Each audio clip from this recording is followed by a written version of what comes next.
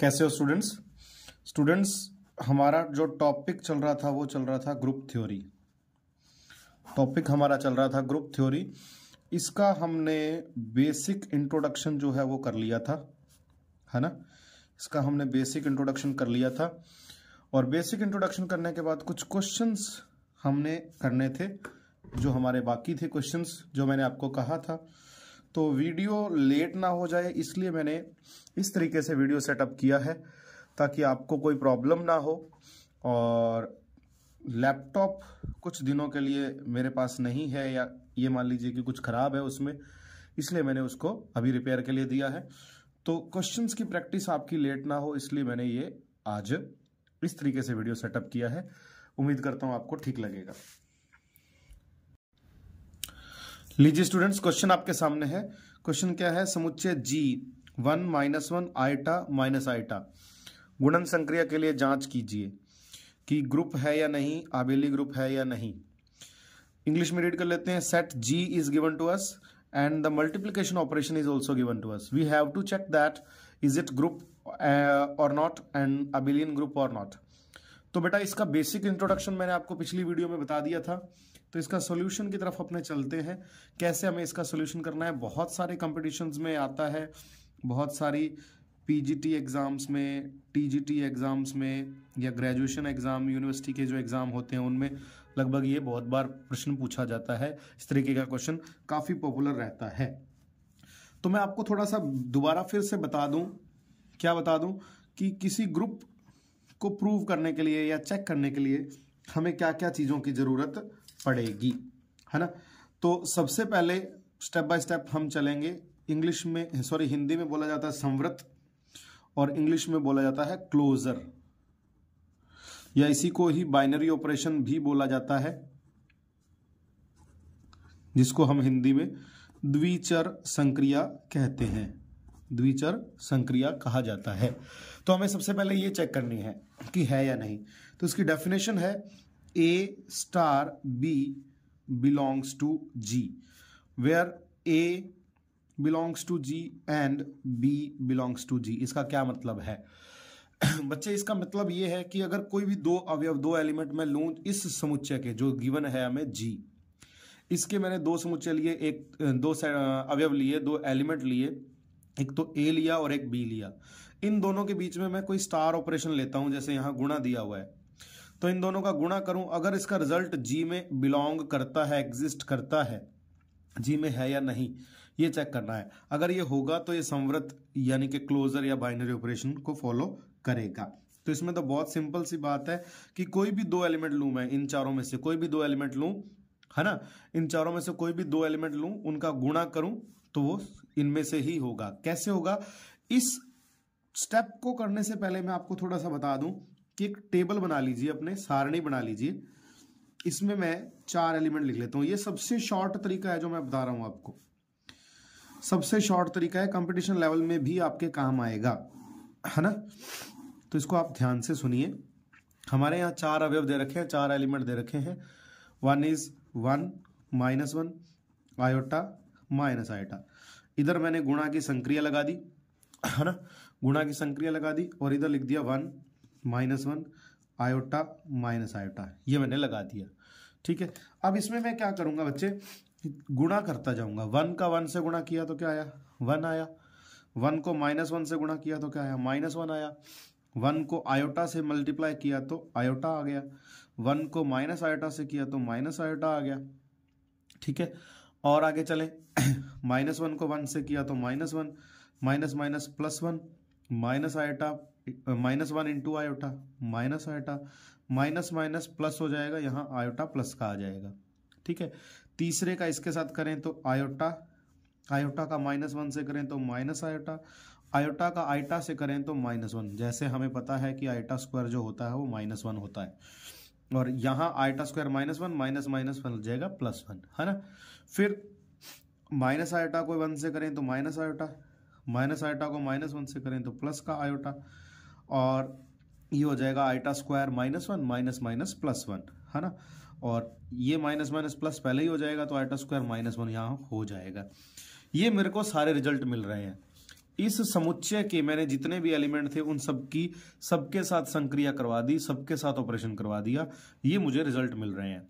अब इन रिजल्ट में देखना है, मैं कोई सा भी एलिमेंट लूं, मैं लेट कर लूं A1 B-1, तो A और B में मैं अगर गुणा की संक्रिया लगाऊं तो 1 को अगर मैं -1 से गुणा करवाऊं तो क्या -1 आता है, और -1 जो है वो आप देख पा रहे हैं कि G में बिलोंग करता है ना। ये देखो सारे के सारे जितने भी रिजल्ट निकल रहे हैं ना वो G के ही हैं, इनमें से कोई भी एक ऐसा रिजल्ट नहीं है जो इन चारों में से अलग हो, G का अवयव ना हो।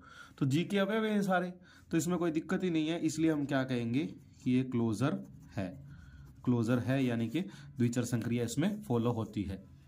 दूसरा जो हमें चेक करना है बच्चे, हमें चेक करना है साहचर्यता, इसको अपने इंग्लिश में कहते हैं एसोसिएटिविटी। अब एसोसिएटिविटी क्या होता है?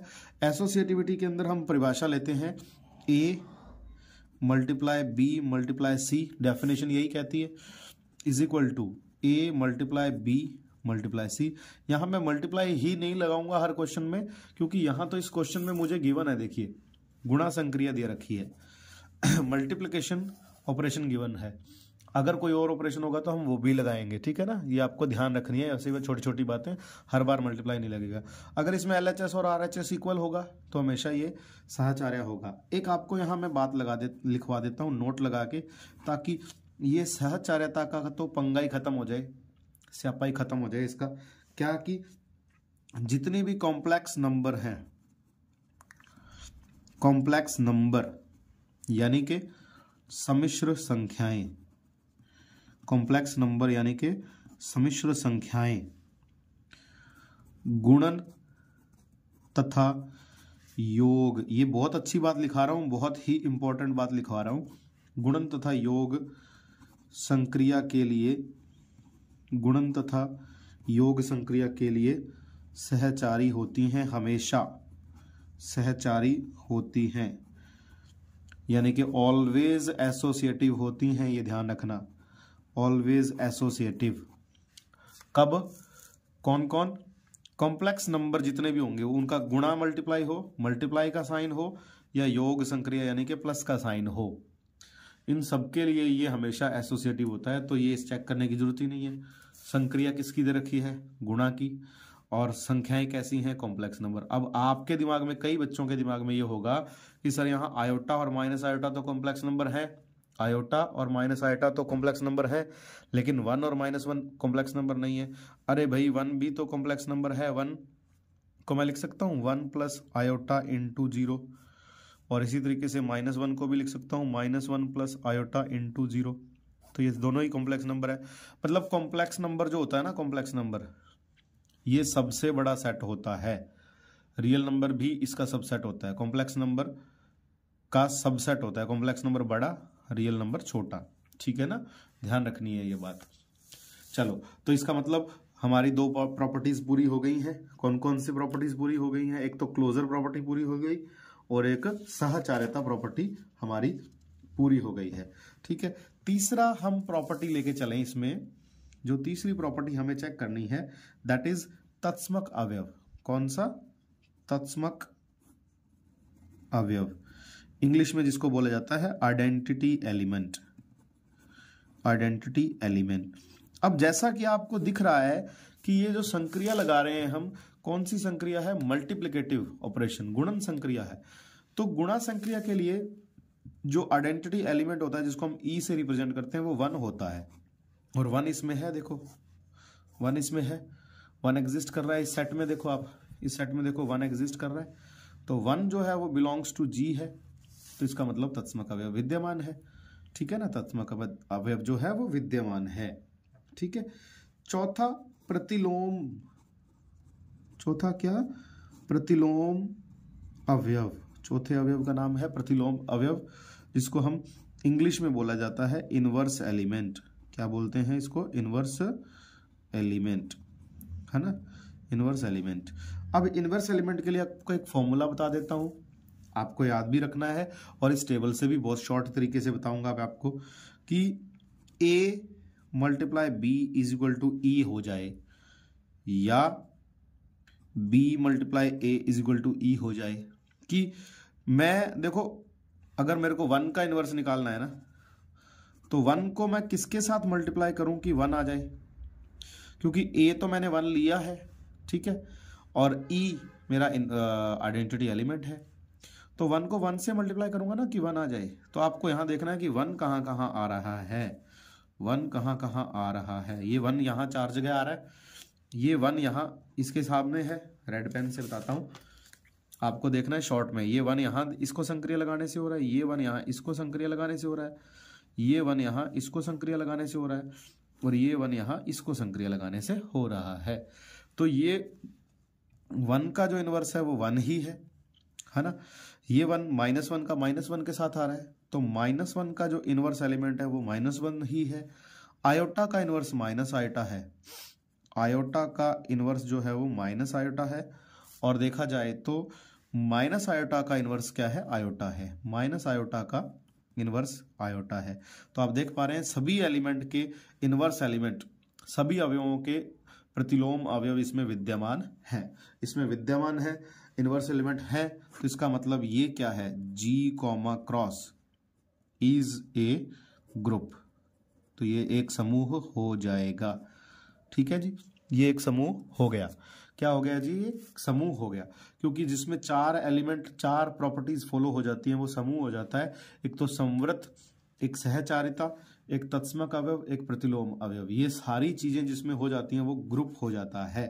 अब ग्रुप तो यहाँ हो गया, पहला क्वेश्चन तो हमारा सेट हो गया। देखो इसमें 2 चीजें पूछी थी, एक तो ग्रुप तो हो गया, दूसरी चीज इसमें पूछी है आबेली ग्रुप है या नहीं, यानी कि आबेलियन ग्रुप है क्या नहीं।